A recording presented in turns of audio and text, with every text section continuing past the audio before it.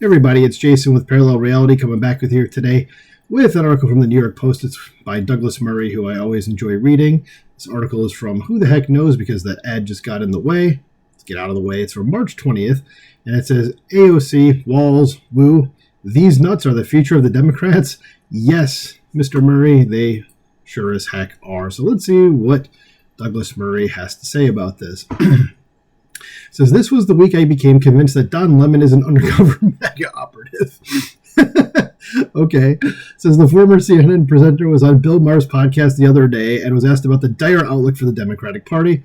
Which way should it go? Says, people love AOC, Lemon ventured. People love Jasmine Crockett. People love Eric Swalwell and the like. I think the Democratic Party should put people out there who the people want, who they're asking for. Okay, so Don Lemon just named three of the dumbest people, and nobody really likes them at all. So, I don't know what world Don Lemon's living in, but as I've long suspected, he has his head in the sand and he's totally fine with it being there. He does not know what's going on in the real world. So, continuing on with the article, says, Maher begged to differ. People do not want these people, he pointed out, but Lemon continued to insist otherwise, because that's the problem with progressive is that I think this is real, so the entire world needs to bend to the fact that what I'm thinking is real, even if everything in the actual world is like, nope, it's not at all. So it says, personally, I suspect the only person who ever pretended to love Eric Swalwell was Chinese spy Fang Fang, whom Rep Swalwell was banging the other year, but that's a detail. Good job, Douglas Murray, because that's right. As I say, the only explanation for Lemon's statement, other than it being a characteristic brain fart, is that Lemon is secretly working to keep the MAGA movement in power for the foreseeable future. It says, because it is only if the Democrats swing to the hard left that they can make sure the Republicans continue in power unchallenged. Desperate times may call for desperate thinking, and these are certainly desperate times for the Democrats. Just consider how bad the situation is for the party. First, and the top pop down, there we go. It says, first, it is utterly leaderless. Senate Minority Leader Chuck Schumer is trying to hold the party together, but his decision to allow a vote on the Republicans' government funding bill has led to fallout among the party's gerontocracy. Former House Speaker Nancy Pelosi, 84, this week jabbed at Schumer for giving something to the Republicans for nothing in exchange. So dire has been the backlash against Schumer, a mere stripling at 74, that he canceled his upcoming book tour. Security concerns have been offered as the reason.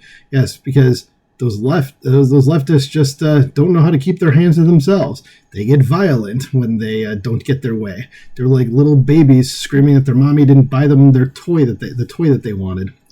So it says this isn't security concerns from Republican rivals, but rather from disgruntled members of his own party. And I will not cut that cough out. It says second, there is the dire bench that the Democrats have coming up. One-time Golden Boy Gavin Newsom has spent recent weeks trying to tidy up his image faster than he tried to tidy up the Palisades. He's trying to look like a moderate, and everyone's like, he's like, I never said these things. There's like hours of like newscast footage where you can go on where, oh yeah, you said exactly the thing you said you never said. How about that? So it says, today Governor Gavin is trying to reach out and show himself to be a man of the political center by interviewing Steve Bannon, right, who's like all the way at the other side. Says, yet the disasters of Newsom's time as governor will continue to swirl around him. And it's unlikely that smoke will be able to clear from a bit of light podcasting. And then there is the left of the party that is trying to drag it their way. But just look at how pathetic it is. It sounds more like a street movement than a political movement. At a recent protest against federal government expenditure cuts, Democratic Congressman Emanuel Cleaver, I don't know who that is, I wonder if he's related to the Beaver, told an audience, I want to send a message to somebody. Elon, take your musty millions and musty Moscow rights to the moon, which he's going to. He's going to actually go to Mars. And they're not millions, they're billions, but okay. It says, because if you don't, we are going to stand up, we are going to speak out, we're going to march, and we're going to do anything we need to do. So that sounds like a threat. It says, your musty hands off our money, okay, or go to Moscow, you musty moo. What does that mean? Who is this? Is this guy like, does he have a developmentally disabled problem? Like, what the hell? What the hell was that quote? Like, my brain had like an aneurysm. It says the Gettysburg Address, it was not. No, it wasn't even like my 11-year-old nephew's handwriting practice. Like, it was that bad. It says, but in case anyone forgets, Representative Cleaver is a member of the Financial Services Subcommittee. And this is the best that he and his colleagues can do, to threaten to stand up and speak out and march and moo. Sorry, set a picture of a cow, like right there, like a Family Guy cutscene. So similar vibes are coming out of Boston, where Mayor Michelle Wu yesterday announced again that her city will not comply with ICE or any other agency seeking to remove dangerous illegal migrants from her area. So the mayor here that you're seeing right in front of you thinks that strangers are more important than family. Okay? Just confirming her stance, Wu said, "We stand with immigrants. You belong here. They're not immigrants. They're illegal immigrants. They shouldn't be here. Regular immigrants, I don't know anybody that's a problem with that." Says Boston doesn't back down. If you come for one of us, you will get all of us. Okay, that's a threat too, but no one's afraid of you, lady.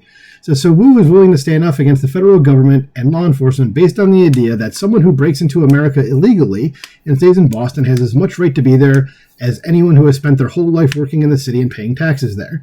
Says that's a heck of a platform to run on. Yeah, it's one of those 80-20 issues where the Democrats keep picking the 20 side. So not doing particularly good. Oh, and here's the wacky inflatable coat man himself, or was it wacky arms guy from Family Guy? Well, anyway, it's Tim Walz. Says, meanwhile, the party's roadkill are doing what they can to cheer themselves up. This week, former VP candidate Tim Walz, as remember him, cropped up to boast about how masculine he is and how threatening that makes him to Republicans. I won't repeat the nickname that did for Tim. Well, I think it was just today, as I'm recording this, that Glenn Jacobs, otherwise known as Kane from WWE, who is basically like, I think he's like 6'10" and like 300 pounds, said that he'd take up Tim Walz on his little fight if he wanted to do it. So good luck, Tim Walz. It was nice knowing you. You might want to make sure your will is in order.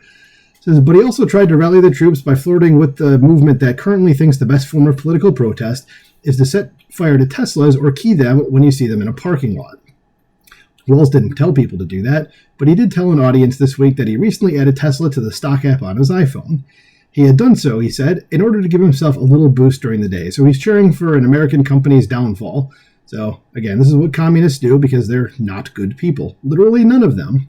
Says, in the ranting style that so endeared him to the electorate last year, he started screaming 225 and dropping as the crowd whooped. And I stand by my comment about communists are bad people because all of you people cheering for that, you're bad too. Says, you might ask how shares in Governor Walz's own political future are doing these days. You might also ask whether Walz is aware of how much pension stock in Minnesota is backed up by Tesla stock, and that was what I was about to bring up. So he's basically cheering on his own state losing money. So smart man you have there, Minnesota. So it's not much prettier. It's not a much prettier picture in this town, where the best challenger the Democrats can run for mayor is Andrew Cuomo, a former governor who was forced to resign in shame. If the Democrats are willing to take any friendly advice, they should accept the fact that they really need to come up with some coherent policies, something at a higher level than a street protest. But if you're their enemy, well then, like Don Lemon, you'd tell them to go the way of AOC and Cleaver and Walz and Wu, and encourage them to moo and moo until they can moo no more. And that is the end of the article. So, do you agree with Douglas Murray? Do you think that this woman here is the best they can do? Because if this is the best they can do, Republicans are going to be in power for a long time. So let me know what you think about this in the comments below. Please like, share, and subscribe, and I will talk to you soon. Bye.